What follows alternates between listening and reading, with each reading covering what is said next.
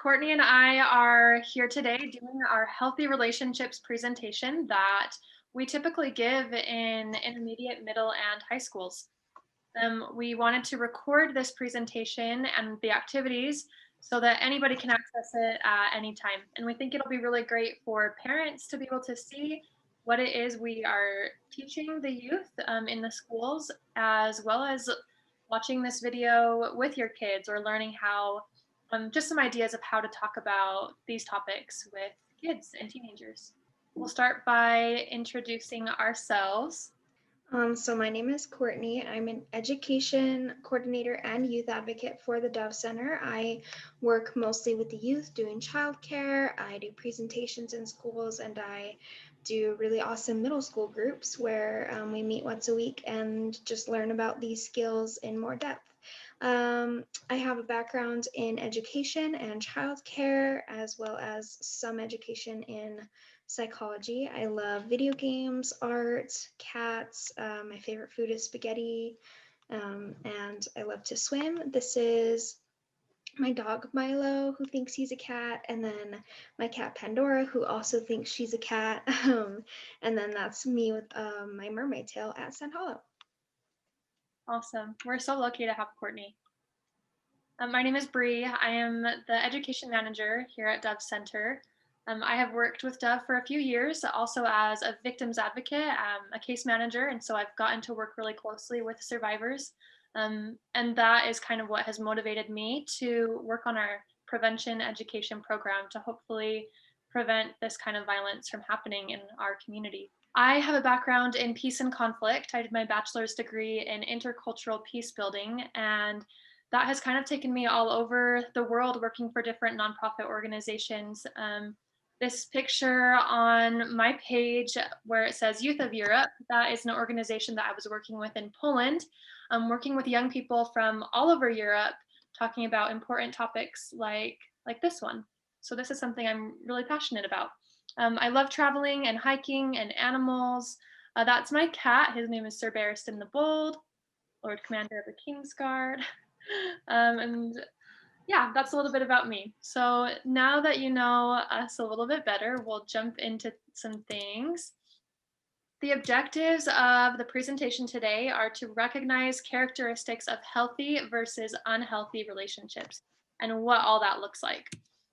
We're going to define and understand consent and setting and respecting boundaries and what all that means and why it's important.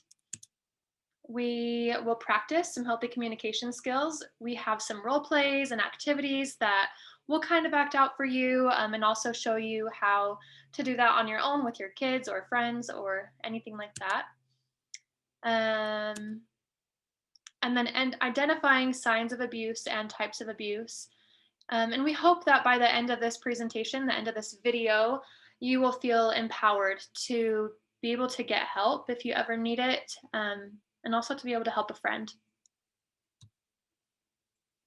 So before we really get started, we always like to set some expectations for the time that we're spending together. Instead of just listing out rules or listing those expectations, we have some pictures to symbolize what those might be. So the first one I want to point out is the shark, those divers swimming in the shark cage. And what we hope to convey with that picture is that this is a safe space. We always want to create a safe place for youth to ask questions and to talk about these really heavy topics. It's facing something difficult, kind of like that shark. A lot of people are afraid of sharks, or it's just kind of a scary, daunting thing. But we want to approach this conversation knowing that it's safe to ask questions, it's safe to open up and share experiences, and hopefully it's a really brave space as well. Do you want to take another one, Courtney?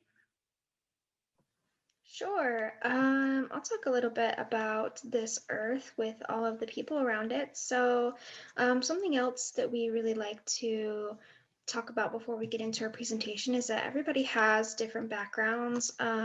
Even if you grow up in the same household, you're going to have different ideas and opinions and different ways that you see the world and interact with the world. And so it's really important, especially with these topics, to respect everybody's experiences and allow that diversity, and really listen to the different experiences that people are bringing to the table.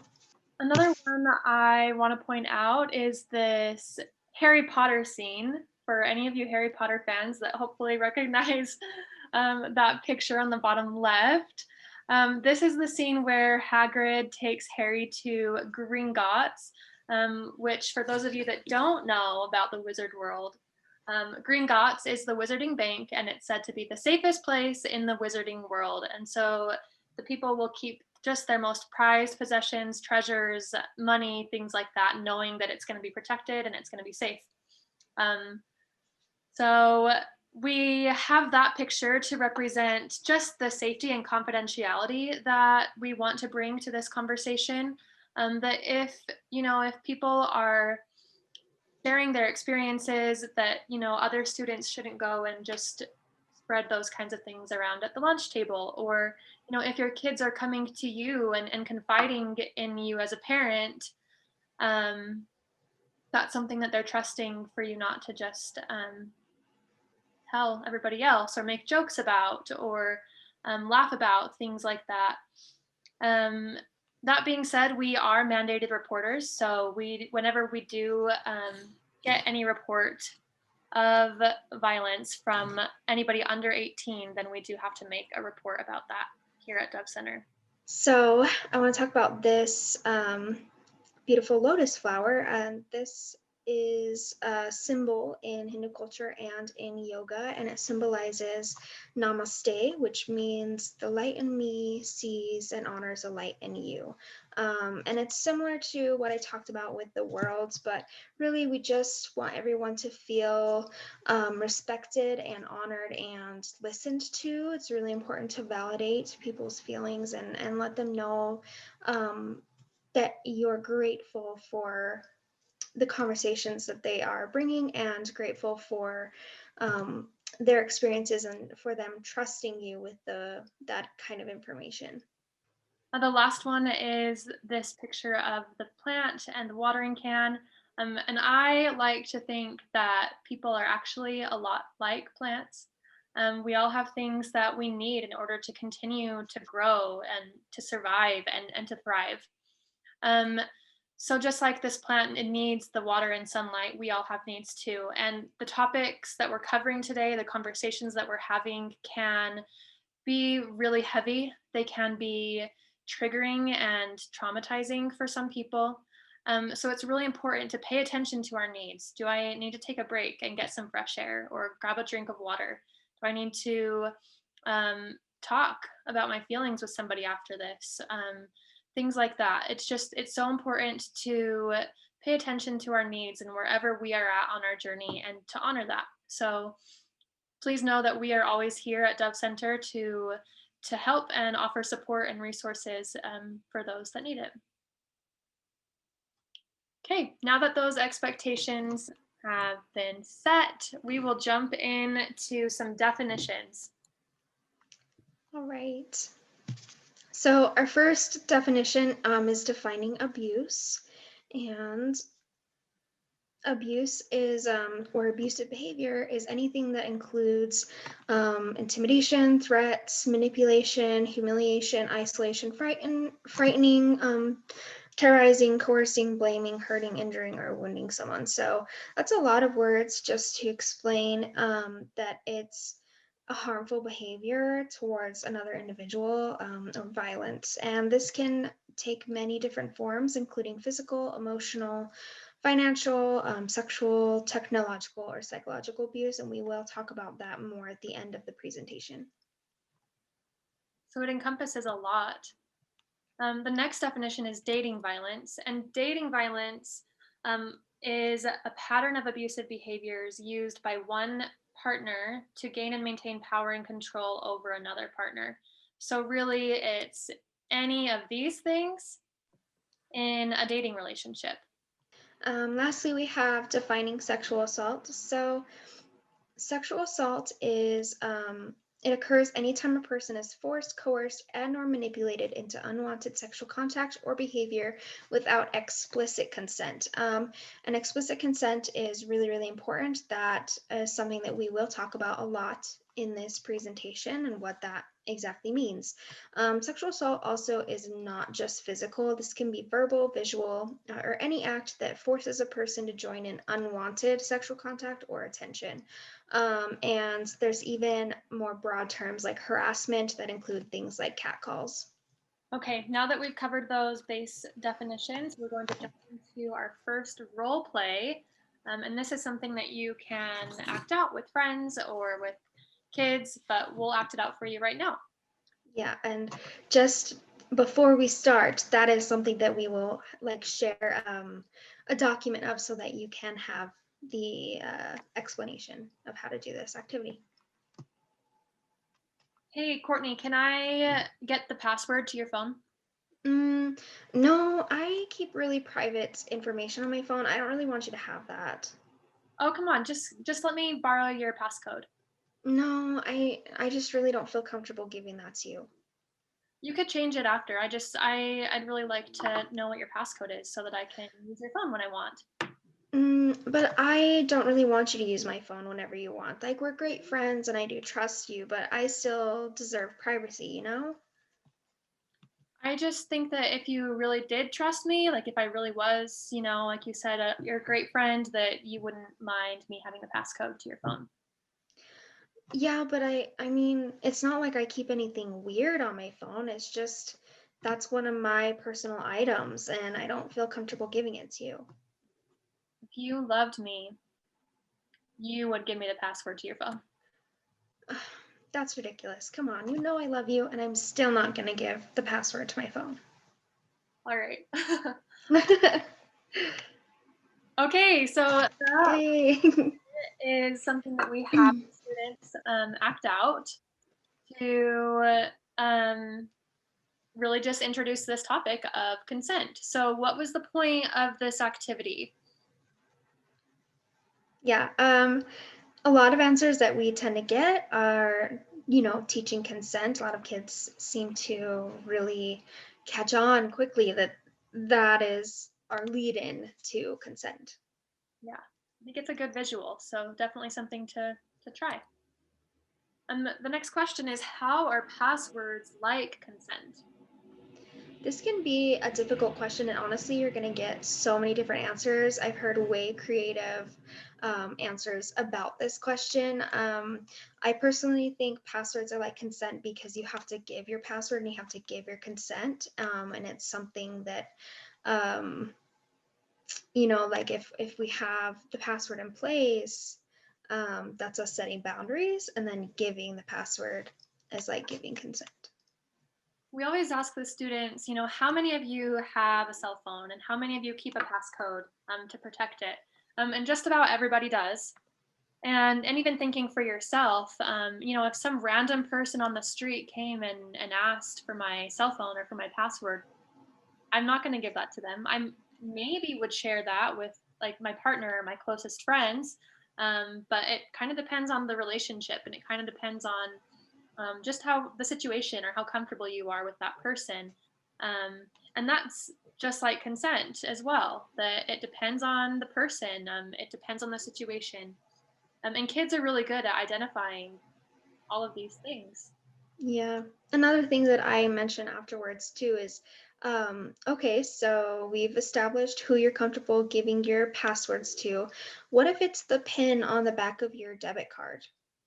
Does that change who you're gonna give your information to, And what about different situations? What if um, it's like an emergency and someone really does need the password to your phone, right? Um, Consent is situational and a conversation, and that can be hard when trying to explain consent to people, but it's important to remember these things because it's not always going to be the same. So, what is consent? What is consent? That is a great question. Um, one-word definition is permission. Consent is permission. Or someone else mentioned in one of our classes, it's like permission between two people or an agreement between two people. We get a lot of great definitions from the youth. They're really receptive and understanding of this concept, which I think is really cool. So this is one of our favorite videos that really dives into the concept of consent and just helps us understand it on an awesome level. If you're still struggling with consent, just imagine instead of initiating sex, you're making them a cup of tea. You say, "Hey, would you like a cup of tea?" And they go, "Oh my God, I would love a cup of tea. Thank you." Then you know they want a cup of tea. If you say, "Hey, would you like a cup of tea?" And they're like, I'm not really sure. Then you could make them a cup of tea or not, but be aware they might not drink it. And if they don't drink it, then, and this is the important part, don't make them drink it. Just because you made it doesn't mean you are entitled to watch them drink it. And if they say no thank you, then don't make them tea at all. Just don't make them tea. Don't make them drink tea. Don't get annoyed at them for not wanting tea. They just don't want tea, okay? They might say, "Yes, please. That's kind of you." And then when the tea arrives, they actually don't want the tea at all.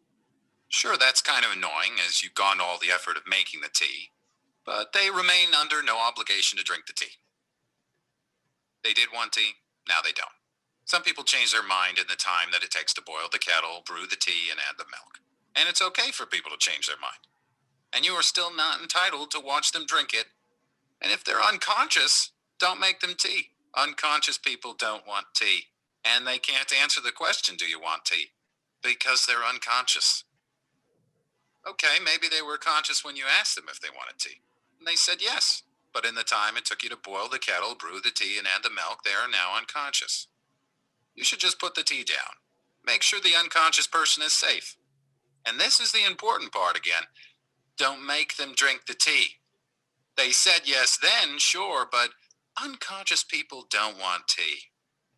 If someone said yes to tea, started drinking it, and then passed out before they'd finished it, don't keep on pouring it down their throat. Take the tea away. Make sure they're safe, because unconscious people don't want tea. Trust me on this. If someone said yes to tea around your house last Saturday, that doesn't mean they want you to make them tea all the time.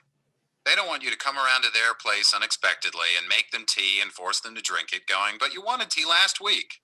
Or to wake up to find you pouring tea down their throat going, "But you wanted tea last night." But if you can understand how completely ludicrous it is to force people to have tea when they don't want tea, and you're able to understand when people don't want tea, then how hard is it to understand it when it comes to sex? Whether it's tea or sex, consent is everything. And on that note, I'm going to go make myself a cup of tea. I love that video and just how simple it makes this concept. It's as simple as tea. This isn't a video that we actually show in the classrooms at the schools, but we do think it's a great way to just help all of us, no matter, how experienced we are or really where we're at in life. I think this really helps us understand the concept on a better level. Yeah, and not only with sex too. This can really help understand the context of consent in any situation. Not forcing anything on people that they don't want. Absolutely.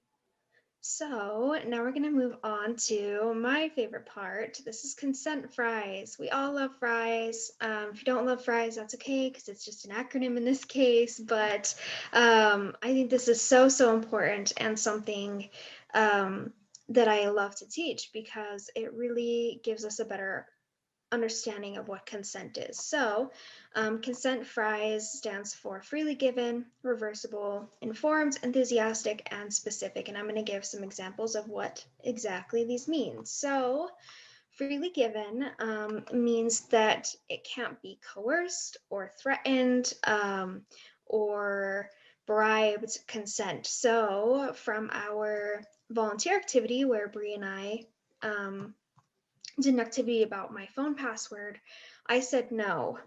And then Bree kept pushing and she was trying to convince me. She said, if you love me, you would do this for me. And if I had said yes at the end, it would not be consent because it was not freely given. I said no, I meant no. I didn't want to give her my phone password.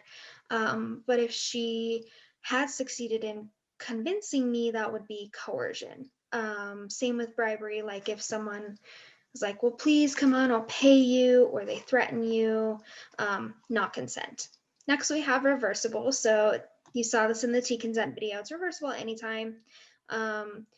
Doesn't matter how far you are into any activity, you can change your mind, and it doesn't matter how frustrating it is for the other person. That's your right as a human being to make that decision.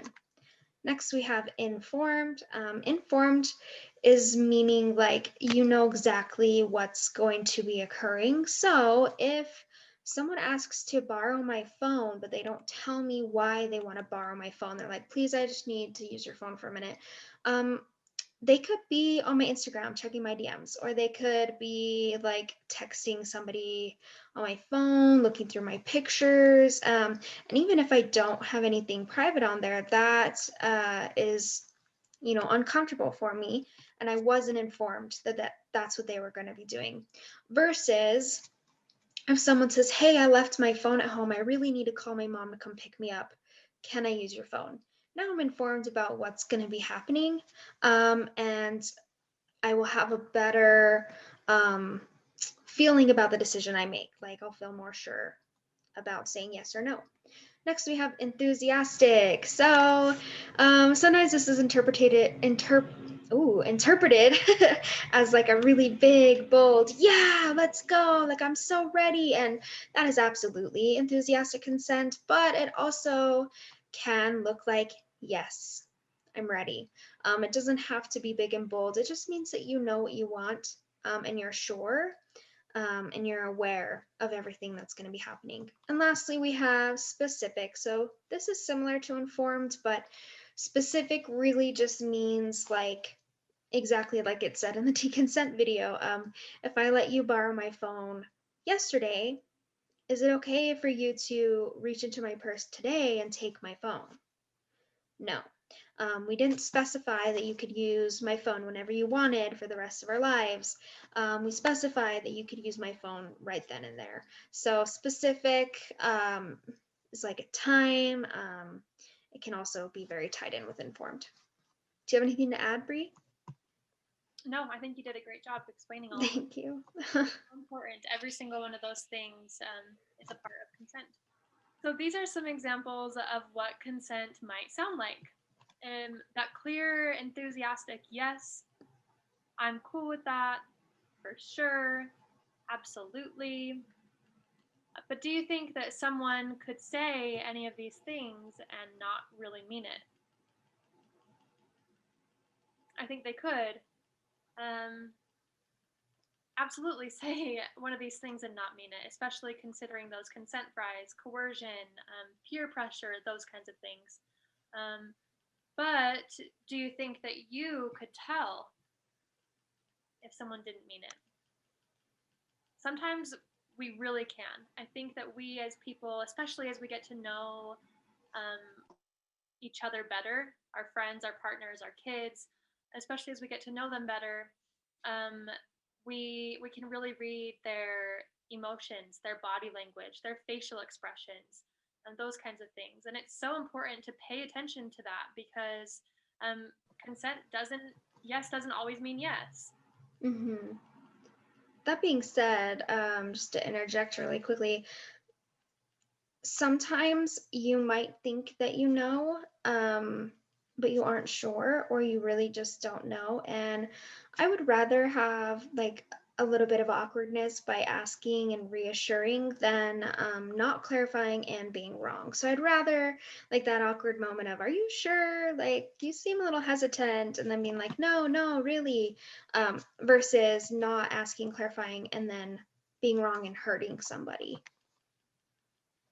That's so important. There's nothing wrong with asking again for clarification. So these are some examples of what consent doesn't sound like. I'm not sure if I'm ready. I guess so. Not tonight. Silence. Just because someone doesn't say no doesn't mean yes. Yeah, this is really important to remember, especially in really long relationships. So if you know someone really, really well, you might get to a point where consent isn't verbal anymore, and you're really paying attention to body language and nonverbal cues. But I think, again, just clarifying, with a toddler, maybe you go to give them a hug and they shy away. I think that feels pretty clear that they don't want a hug, but maybe they think that they just have to give hugs, So silence doesn't mean yes, and it's way better to clarify than to just assume. Okay, so we have another role play. And this one is all about consent. Hi Bree, would you like to eat some of this cat food? No. Really? Ew. Okay. Yeah, I mean, that's fair. I'll give it to my cat. Okay, good idea. Yeah. How about though, Bree, would you be okay if I cracked this egg on your head? No. You're sure? Yeah. What if I told you it's hard boiled? Still no. Doesn't change anything for you? Okay. Good to know. Good to know. I'll put this away. And this is virtual, so it doesn't necessarily work in this situation. But Bree, are you comfortable with giving me a high five? Yeah. All right. Bam, high five. And lastly, Bree, can I post this really awesome picture of you on Instagram? I don't think that's my best picture. Could you pick a better one Uh, when I was having like a better hair day? okay, yeah, no, that makes sense. Like, I love this picture, but I respect that, so I won't post it. Okay, thanks. You're welcome. It goes differently in person, but That's always a fun activity in the classrooms with the kids, and I'm always afraid that someone's just gonna like chuck that egg. I know we do hard boil it, but But the point of this activity, again, is to really demonstrate consent and what that looks like and what it feels like and how, how to respond, all of those things. So breaking down each of those examples, like the cat food, that was the first thing that you offered me. And that's just gross. I wasn't feeling hungry for some cat food. no.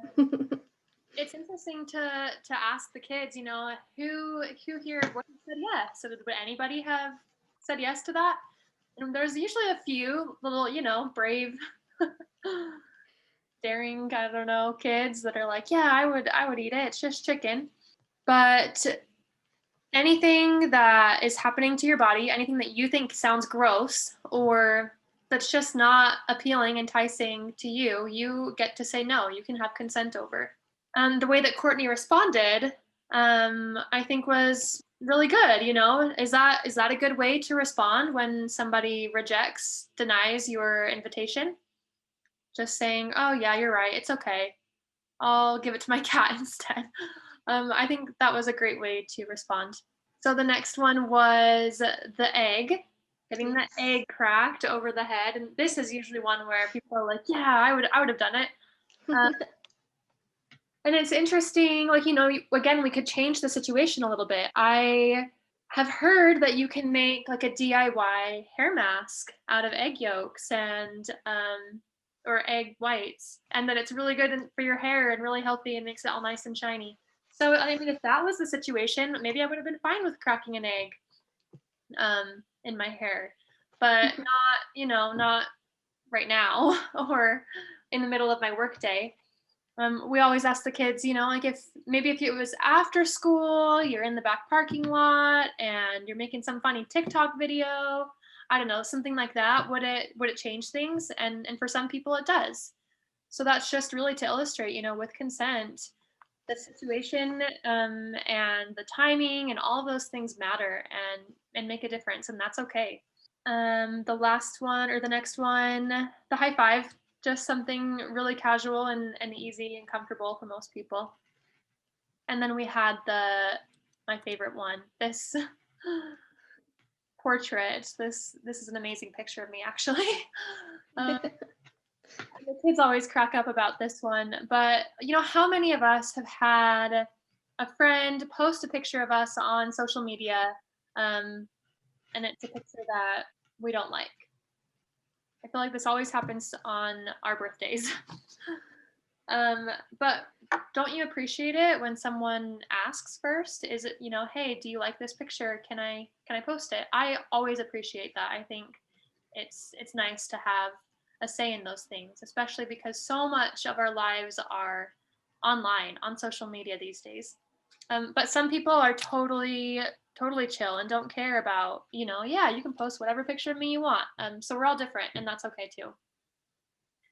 When it comes to social media, we do need to just make sure to respect people's boundaries, whether it's like with texting or Facebook, Instagram, any of that. It's important to ask for consent and to respect it.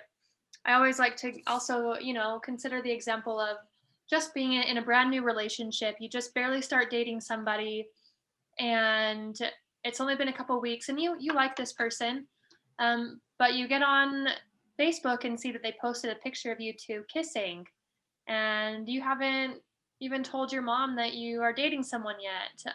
You don't know if you're wanting to commit to like a serious relationship. You're not at that point, and how uncomfortable that would make you feel.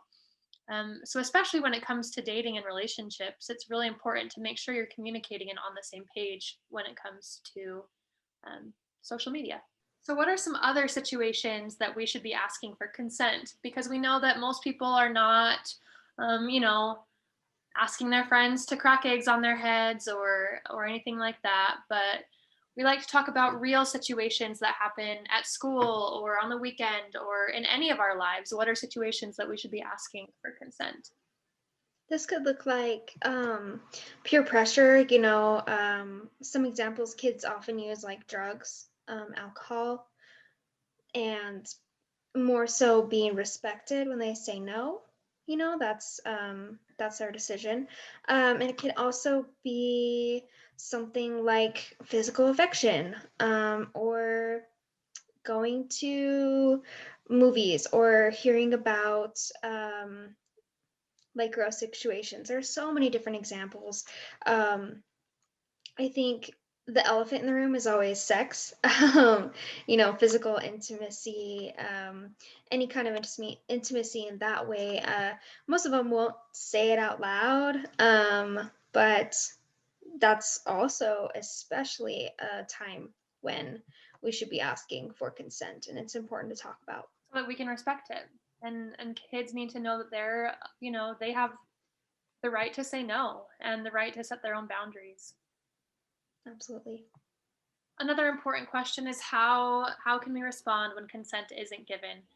It never feels good to be rejected when we're asking somebody to invite them to do something, whatever that is. It doesn't feel good to be told no or to be rejected. But we usually have some good examples of how to respond throughout that activity that we did, and sometimes it's just shrugging it off and not making a big deal out of it, and that's a perfectly fine way to respond. But it's also okay if you don't understand why. It's also okay to ask a question. If you want to know why they said no to going to the movie with you, ask. And maybe it's just because they don't want to go to the movies tonight because they have a big test tomorrow that they need to study for, and so Friday night would be better.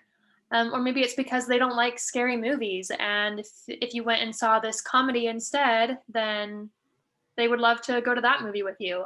So it's okay to ask for clarification, as long as we're not using their answer as not manipulating the answer, not using it to persuade or convince them otherwise. Yeah. Some other ways too, like sometimes you really, really want to do something and you ask and they say no, and you clarify and they just really don't want to.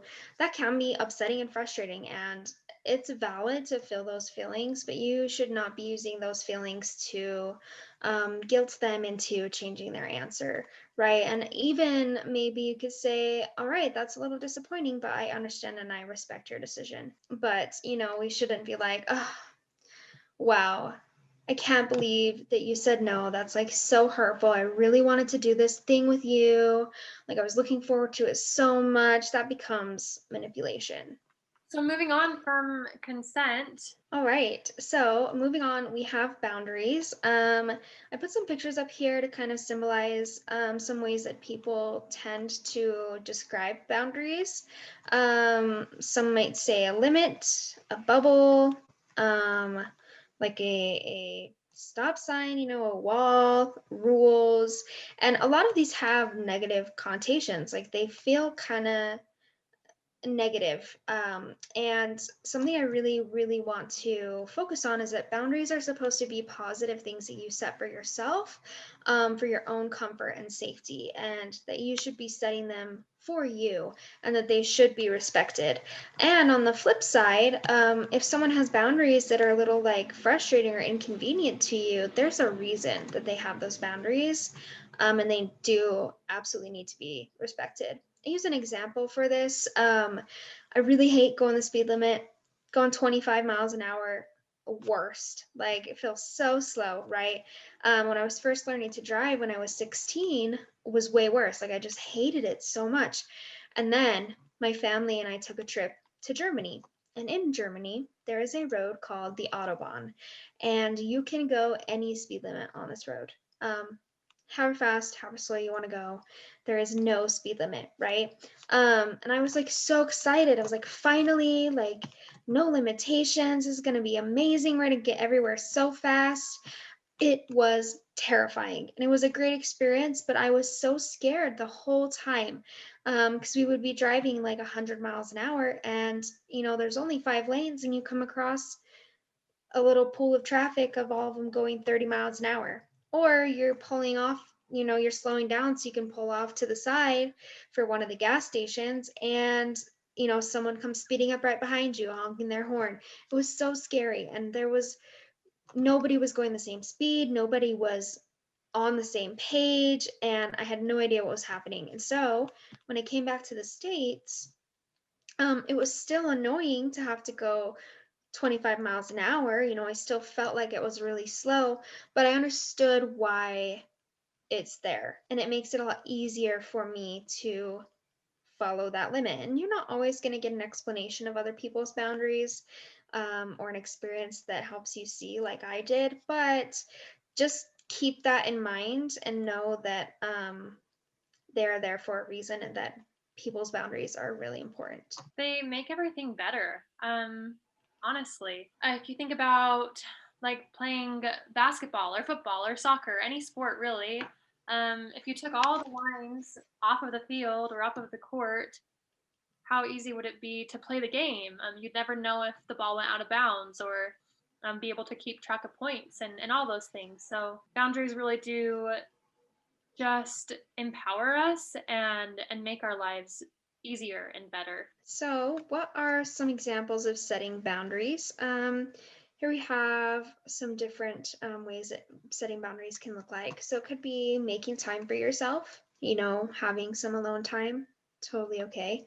It could be discussing what topics you don't like to talk about or what you do like to talk about. Maybe your friend breaks their arm and you are so squeamish, you do not want to hear the details. Or maybe that is something you think would be cool because you want to go into surgery, something like that. It could be asking for privacy, setting passwords on your phone, right? Explaining how someone can help when you're upset. I like to be alone when I'm really upset. I need some me time. Some people need others to be with them when they're upset. They need that comfort. It can look like standing up for yourself. And it doesn't, not even necessarily with bullying, like absolutely with bullying and hurtful situations, but maybe even someone calls you a nickname that isn't mean, but you just don't like it. You prefer to be called something else, and saying, hey, I don't like being called that. Can you call me this instead? Is setting a boundary, and it's healthy. It can be expressing what kinds of physical affection you're comfortable with. I am not a fan of physical affection and need to be really close with someone to be comfortable with that. And it is important for me to set those boundaries, especially in new relationships, saying like, hey, I'm uncomfortable with this, and you should be asking me if you want, a hug or a high five, because that's a difficult situation for me. This could be asking for respect. That's a huge one. I think this one is a boundary that everyone should be setting for themselves. And lastly, the biggest one, I hope that people take this away from the presentation, is saying no is setting a boundary. And I mean this like you can say no to anything at any time for any reason, and it is valid. This is something that happens a lot with all of us. You're having a super busy week, you have homework, you have chores, you have like studying that you need to do, and you're just swamped with extracurricular activities. You're so busy. And then your friend asks if you can help them with something. And of course, like that's your friend. You want to help them and you feel bad that you are busy, but you can say no. And you can explain to the friend why, but that is your right. And you should be able to set those boundaries for yourself and say no, especially in situations where it might be harmful for you. Boundaries are such an important part of healthy relationships. Absolutely. So, speaking of healthy relationships, we are moving on to our healthy relationship cake. Who here likes to bake? We pose that question a lot. I don't know if I like to bake. I know how to bake. But then we ask, okay, what happens if you forget the flour in your cake? What happens? Is it a cake? What if you replace the sugar with salt? Nasty, right? No way. That is not going to taste good. Um, and it's kind of the same with relationships. So all cakes are different flavors, decorated different ways. Same with relationships. We have all kinds of different relationships in our lives. We have parent relationships, right? We have friendships, we have acquaintances, we have family members and cousins and dating relationships. All of them have base ingredients, just like cake, right? Cake has base ingredients, relationships have base ingredients. And we have 5 here that should be in all relationships: open communication, trust and support, boundaries, fairness, and freedom. And these are the ingredients to ensure that you have a healthy relationship. Usually here we would pause and do our cake activity where, and this will be linked as well so that you can do this at home, but it's different cake slices or cake pictures with each of the different ingredients. And on the back, you split up and you write examples of each of these ingredients, and then you come together and you discuss them. And we do that in the schools. But for time's sake and for not having them printed out sakes, we're just gonna talk about some examples. For open communication, I think it's important that that one's like the base layer of this cake because it really is like a foundation of a healthy relationship. What does that look like? What does open communication look like in a relationship? One example that I might give is in a parent-child relationship. If the kid, if so, I'm the teenager, let's say, and I ask my mom to let me borrow the car to go out and hang out with my friends. It's Friday night. And she says, "Yeah, it's okay as long as you're back by midnight." And now it's almost midnight, and 3 of my friends need a ride home, and I don't want to just leave them stranded. But how important is communication right there in that situation? If I were to just take all my friends home and then get home at 12:45, how would that affect my relationship with my mom in that moment? That might break a lot of trust and might result in me not being allowed to take the car again for a few weeks or who knows. But if I just simply give her a call and explain the situation and communicate that with her, that changes everything. And that continues to just foster a healthy relationship that's full of trust and communication. So there are a lot of examples of communicating in relationships, and just how important it is to feel like we can ask for what we need, express our emotions, talk about what's going on in our lives, those kinds of things that really help build a healthy relationship. Yeah. And also, open communication can look like having a conversation on what you aren't comfortable opening up about yet. Being able to say, hey, I don't really want to talk about this right now. I trust you. I just need some time. So having the ability to talk about anything and everything, but not feeling obligated to. It really leads into the next tier of our cake, which is trust and support. And what does that look like in a relationship? How does it feel to know that someone trusts you? How does it feel when somebody supports you in your goals and the things that are important to you? Just a simple example of if your best friend was on the basketball team, how would you show your support? Even if you don't like basketball, maybe you still try to ask how practice is going, or you go to their games to cheer them on, those kinds of things. And on every level, whether it's just a small example like that or bigger things, being able to give and receive trust and support is so huge in a healthy relationship. So then we already covered boundaries pretty well, I think, and really emphasized how important boundaries are in relationships. So we'll move on to fairness. What does that look like in a relationship? I like to talk about sometimes you are in a relationship where you're giving and giving and giving, and you're just not getting anything back. They're not showing up for you, they're not being there for you, and that is not fairness. Relationships don't look like you both giving 100%, 100% of the time. But there is that give and take, right? If you're having a really bad day and can only give 30%, that person's going to meet you here. And then when they're having a really bad day and can only give 30%, then you're able to meet them here. And sometimes maybe you're both here and you communicate, hey, today I just need some me time, but having that give and take and knowing that what you're putting in to the relationship, you're also getting out of the relationship. So important to be treated fairly. And then our last tier is freedom. And this one is also so important. How does it feel to have, freedom in your relationships? And what does that look like? For a lot of people, just the idea comes up that, I should still be allowed to hang out with my girlfriends. If I'm in a relationship with someone, I still want to hang out with my friends sometimes and have my own free time. Um, that's so important. We should still have the freedom to be able to spend time with our friends, spend time with our families, spend time pursuing our own goals and interests. And that's so important. But I also think another really important part of freedom of this aspect in a relationship is the freedom to be yourself.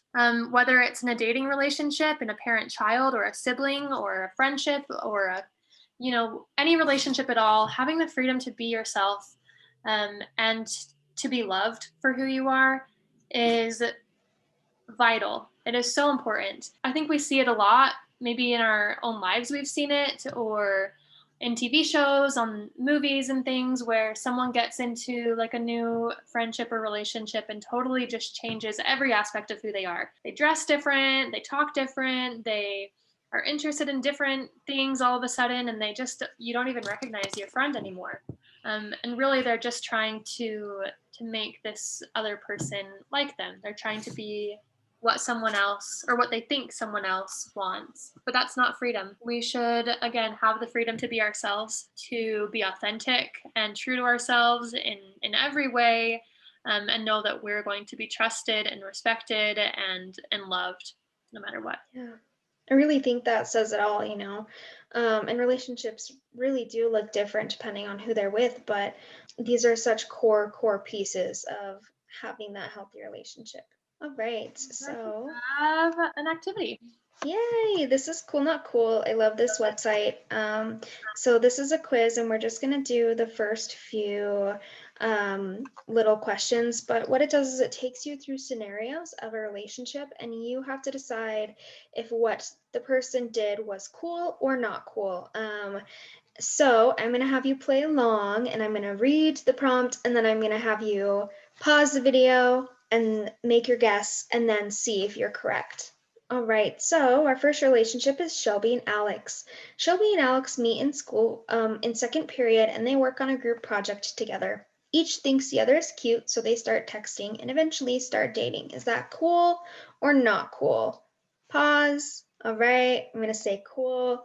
Awesome. 89% of people agree. Texting is a natural way to start talking to someone you have a crush on, especially nowadays with technology, right?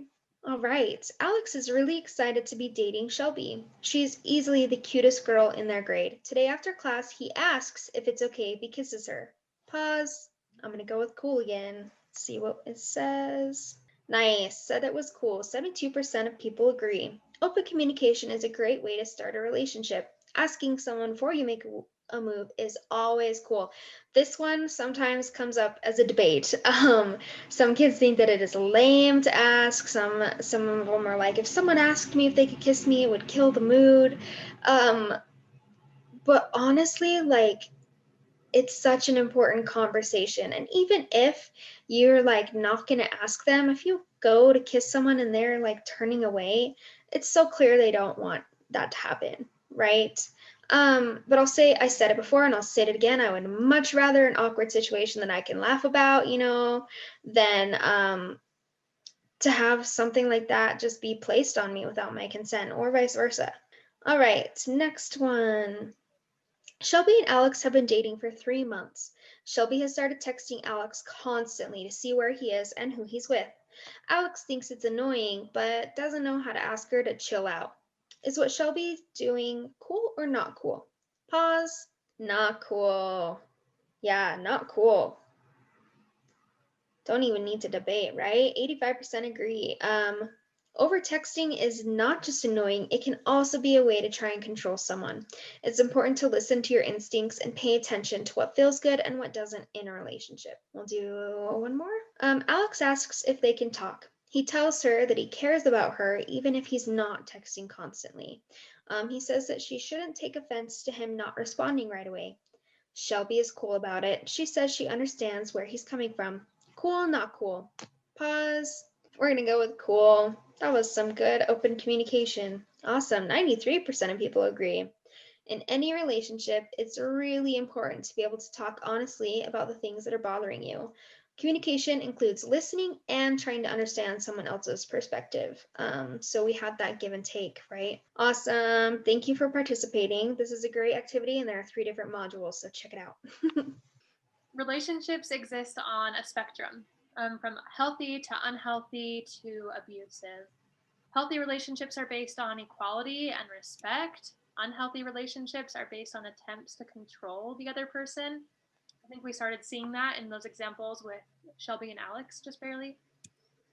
And then it becomes abusive when relationships are based on an imbalance of power and control. We'll talk more about that. These are some warning signs for when a relationship is becoming unhealthy and abusive. Checking cell phones, emails, or social networks without permission, extreme jealousy or insecurity, constant belittling or put downs, an explosive temper, isolation from family and friends, making false accusations, constant mood swings towards you, physically inflicting pain or hurt in any way. That is a huge red flag, and probably time to reach out and get some help. Possessiveness, telling someone what they can and cannot do, so being controlling. Repeatedly pressuring someone to have sex or to do anything that they don't want to do. These are all warning signs of very toxic and unhealthy behaviors that the relationship might be becoming abusive. So we'll talk about the different types of abuse now. This is where the presentation kind of shifts a little bit to more of these heavier topics. So just that trigger warning there. The first one we'll talk about, this is physical abuse. So this is any physical action intended to cause injury, fear, or assert control. So not just the actual physical contact, but also threats of physical contact. This can be hitting, shoving, choking, strangling, throwing something, pulling hair, or using a weapon. I think this is what we commonly think of when we hear the word abuse. We think of the physical harm, and it's never okay. It's never justified, never deserved. Same with emotional and verbal abuse. A lot of times we think that just, because it doesn't leave bruises, doesn't leave marks, means that this isn't as bad. But actually, it is. Emotional and verbal abuse is just as serious as physical abuse, and sometimes can leave even deeper scars on the inside. So, emotional and verbal abuse is the non-physical behaviors used to cause fear, intimidate, manipulate, or control, such as threats, insults, screaming, constant monitoring, or isolation. Next, we have sexual abuse. So you can see that we have a screenshot from the consent-T video. This is any sexual activity that occurs without willing consent, which is what we talked about in consent fries. Active consent, meaning consent is a conversation and it is continuous. And unimpaired consent, meaning not under the influence and not unconscious. And that can include touching, kissing, and any sexual behavior that doesn't have that consent. We can include a link to the specific laws here in Utah around sexual abuse.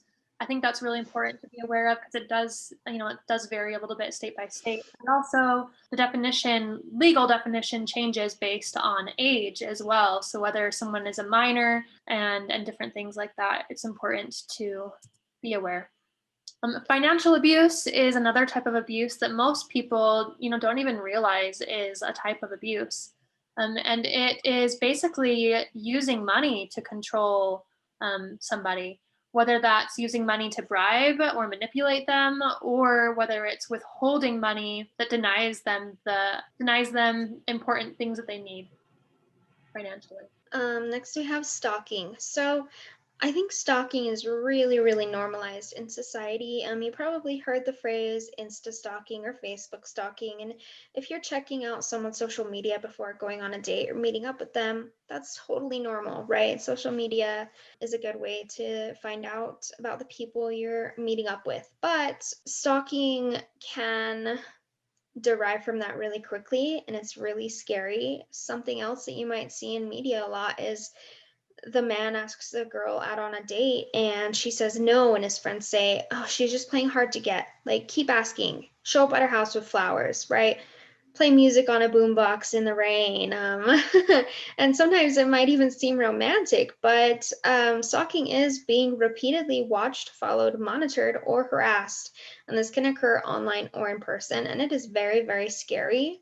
And it's very particular to each individual. So something to them that seems incredibly scary that this person is doing may not seem like very much to you, but it is terrifying. And we at Dove Center actually provide help with getting what's called a stalking injunction, which is kind of like a protective order to protect that person from the one who's stalking them. Next, we have digital abuse, which is using any technology like texting or social media to bully, harass, stalk, intimidate, or control someone.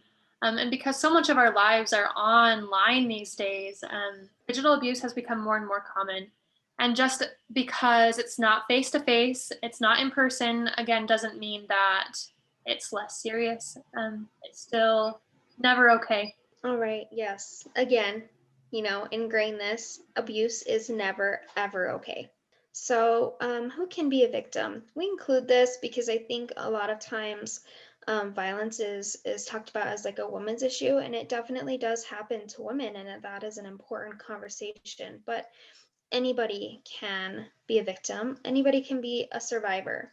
And someone shouldn't be invalidated just because of what they look like. Maybe like a 6 foot tall, 200-pound man tells you that he was sexually assaulted.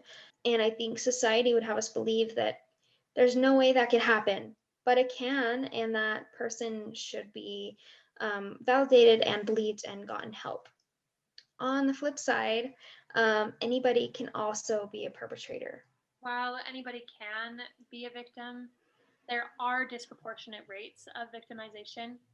women do experience higher rates of violence than men. Other populations that experience high rates of victimization are unemployed and low-income families and individuals. I think that's actually the highest indicator of experiencing violence, whether that's domestic violence, sexual violence, etc. Minority and marginalized groups, including Black, American Indian, Hispanic, LGBTQ, vulnerable populations, anybody with a mental illness or physical disability, elderly, or children are especially vulnerable, and they do experience higher rates of victimization as well. And then those who have experienced childhood trauma are more likely to be re victimized in their adult years. What we see is that a lot of times these different demographics overlap. And really, all of this is perpetuated by the structure of our society. It's really a societal issue and something that we can work to dismantle by empowering people in each of these groups. We can prevent violence. So why do people abuse? Sometimes we are just really quick to think that, someone is a violent person. They're just naturally inclined to hurt people, or something like that. But it's not true. People aren't just born with this like innate desire, or it's all about power and control. This is something we call the power and control wheel. It's a really great visual that helps us understand all these different tactics that people use to perpetuate physical or sexual violence. And it's all these little spokes of the wheel are just helping maintain that power and control over the victim, over that individual. Whether that's coercion and threats, intimidation, emotional abuse, all of those things you see there on that wheel are really just maintaining power and control over somebody else. It's also a learned behavior. We see violence, physical violence, sexual violence, every single day on TV, on movies, just in the media. But just because our culture normalizes it doesn't mean that it's normal. But people kind of take it that way sometimes. It's something that we learn and we see so much that we think that it's how people should act. Sometimes sexual violence is even romanticized, like Courtney was just describing, in our movies and in our music and all of that. So it's a learned behavior, which also means we can learn something else. We can learn to be kind, to be respectful, and we can teach those things to our children and to everybody within our circles as well. Lastly, it is a choice. Again, no one is just naturally inclined or just couldn't help themselves. That's not true. It's always a choice, and we can make the choice to be kind instead, to be respectful. So what can you do to help? We're going to start off with bystander awareness or bystander intervention. This is stepping up and stepping in, holding your friends accountable. So maybe you'll hear someone make a really gross joke about another person's body and you can ignore it or you can say something, or maybe somebody makes a rape joke and you don't laugh at it, right? And it doesn't have to look like canceling everybody, right? But or getting rid of all your friends, but really you can hold them accountable. You can say things like, that's not cool. As your friend, I do not think you should be saying those things. That is so inappropriate, and you can't treat people that way. And if we are willing to hold people accountable, if we're willing to do this, then we can really fight rape culture, and we can really fight this idea that violence is romanticized. Another way to help is helping a friend who comes to you and says that they've been abused. Some people may not be ready to go to authorities ever. Maybe they're not ready yet. Maybe they just need to tell someone as their first step. And we see that a lot of people never talk about what happened to them or report it because they weren't believed the first time they mentioned it, or they feel that they won't be believed. The biggest thing you can do to help a friend is to start by believing them. You can tell them that it's not their fault. You want them to be safe, that you appreciate them for telling you, and that you are there to help.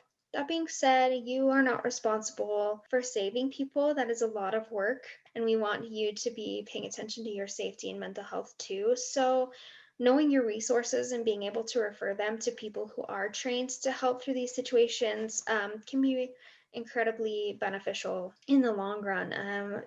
Really though, just start by believing. Just believe the people that come to you and know that it is such a hard and brave choice to speak out about that kind of pain. And lastly, what else can you do if you've been sexually assaulted? Or also, this is something you could do for a friend. You might be scared, angry, confused. Please know that it's not your fault and there are options. You can contact someone you trust. So, talking to someone who will believe you, who will validate you. You can report what happened to the police if that's something that you would like to see happen, if you feel that that is how you're going to heal.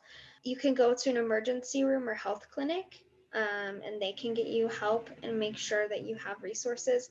You can also reach out to agencies like the Dove Center. We are confidential for people who are not minors. We are confidential, and we don't have to contact law enforcement. We can help you through that process if you aren't ready to report. Just remember, there's always help.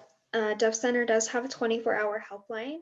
You can call anytime, anywhere, 3 a.m. On Christmas Eve, Bree always says 3 a.m. on Christmas Eve, right? There will be someone who can answer and help you find what you need. You are not alone. These are some other resources that are available here in our community of Washington County. We have, again, the Dove Center. There's our hotline, helpline phone number, as well as our website to get more information there. We have a lot of services that we provide and a lot of support that we can give. Next, we have Encircle. So Encircle doesn't offer shelter or crisis intervention, but they are a safe, home to go to for LGBT plus youth, a place that you can go and just hang out, be with friends, and be comfortable in your own skin. And they also offer therapy, and they can refer to other resources. We also have Youth Futures, which is a shelter program here in St. George for youth. So they serve anyone ages 12 to 18. And then we have Washington County Children's Justice Center. So anybody under the age of 18 who has been sexually assaulted can go through the Justice Center for any sexual assault exams that happen. This is a great place with great people, and it is where youth are going to be going to and working with for any kind of abuse. Another great resource is loveisrespect.org. We've actually used their resources to get a lot of the information for our presentation today. It's a great place to just find more information and answers and education. You can text Love Is to 22522. That's their text line. A lot of people just are, a little bit shy or afraid to ask certain questions that might seem awkward or embarrassing.